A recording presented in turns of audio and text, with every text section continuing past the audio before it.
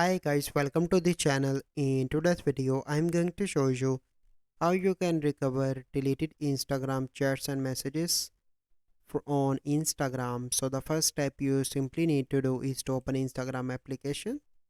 So once you open Instagram application, you simply need to click on profile picture in the right bottom. Then you need to click on three bars on the top right. From here you simply need to click on your activity. Scroll down and in the bottom you can see option download your information. Click on that and from here you need to select your account, and once you select it you simply need to click on request a download. And so I'm going to select this specific account only.